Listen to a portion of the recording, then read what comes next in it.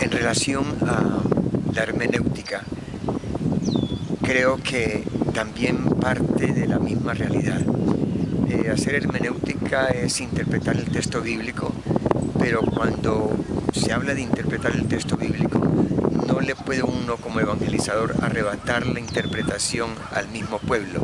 El pueblo tiene también la inhabitación del Espíritu en su propia vida, en su propia experiencia, y desde ahí el pueblo entonces interpreta.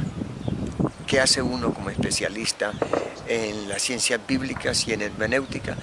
Pues partir de esta hermenéutica del pueblo, darle fundamento, colaborarle, ayudarle, porque la hermenéutica siempre tiene como esas dos vertientes: el sujeto que interpreta, y si este sujeto que interpreta es pobre, tiene desde su pobreza, desde su misma situación, como una visión muy propia, muy particular, muy cercana a lo que el mismo Dios quiere, porque ve las cosas desde la pobreza precisamente, desde el Dios de los pobres y desde su misma necesidad abierta al amor de Dios y de los demás hermanos.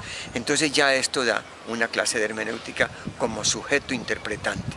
Pero cuando el mismo pobre ya también se convierte como en objeto de interpretación, entonces ya es descubrir en la misma Biblia esos pobres que están ahí, en la Biblia hay, y el pueblo lo siente como el negro, el indígena y el mestizo se sienten presentes también en el texto.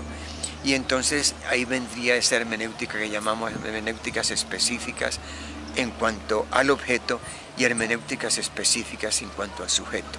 Y yo creo que a todos nos marca y nos debe marcar que estemos pensando siempre estas hermenéuticas desde los pobres, desde el mismo Jesús, que como pobre en la tierra también supo interpretar. Él estuvo cercano a los pobres y construyó su vida desde ese pensamiento, y por eso quiso no solamente él, sino que también nosotros entráramos en esa dinámica, saber leer la historia, saber leer los textos bíblicos desde el pobre. Eso significa que no podemos ser ambiguos como Jesús nos lo pide, no ambiguos en este sentido. Tenemos que ser claros frente a los sujetos de pobreza y tenemos que ser claros también frente a los creadores de miseria, de explotación, de marginación y de exclusión. No podemos ser indiferentes frente a estos dos puestos, estar cercanos a unos, a los verdaderos pobres, y estar también en posición crítica y rompiendo, como quien dice, mentalmente, haciendo una ruptura hermenéutica de estos opresores que siguen manteniendo en pobreza al pueblo.